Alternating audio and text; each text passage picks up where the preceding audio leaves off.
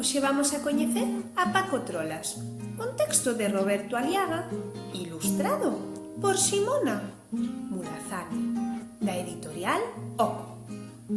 Apura, Paco, dixo a boa, que vas chegar tarde á escola. Paco saiu da cova, pero non quería ir á escola. El era un rato de campo, non un rato de biblioteca. Rodeou o cortello, cruzou a cerca e foise en busca de abelás e améndoas. E como o campo non tiña paredes, Paco corría, saltaba e emborcallábase. E ás veces mesmo lle parecía voar.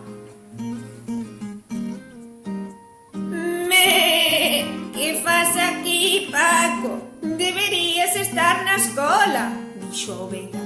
E que empezou a decir Paco rascando a súa cabeciña de rato.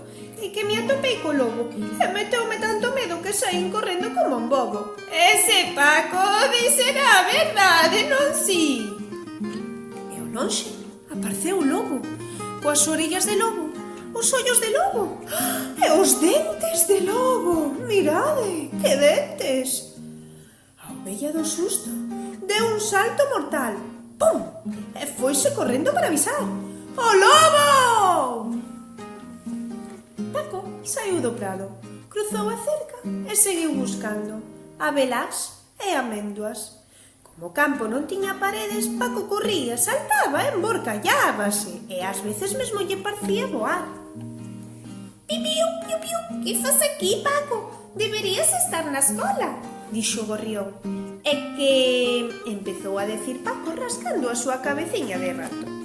E que me atopei co gato e meteume tanto medo que saín correndo para non caer no seu prato. Ese Paco dixera a verdade, non si? Piu, piu. E ali estaba o gato, coas orellas de gato e os seus ollos de gato, cos dentes de gato. O gorrión do susto deu un salto. Bum! Levantou as alas e botou a voar. Mirade, mirade como voa. Pero sabedes que? Paco non sabía voar e o gato quería o cazar.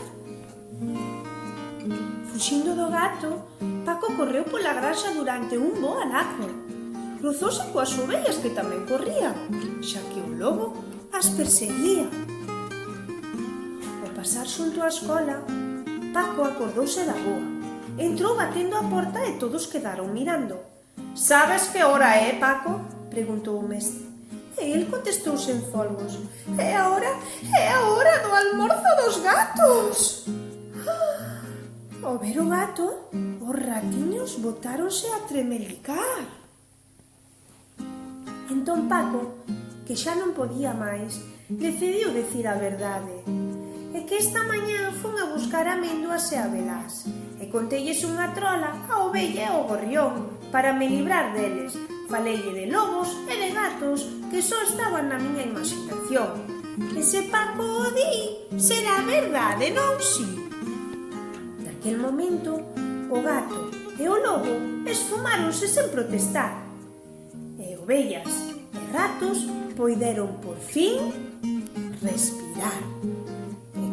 Colorado, este conto está rematado.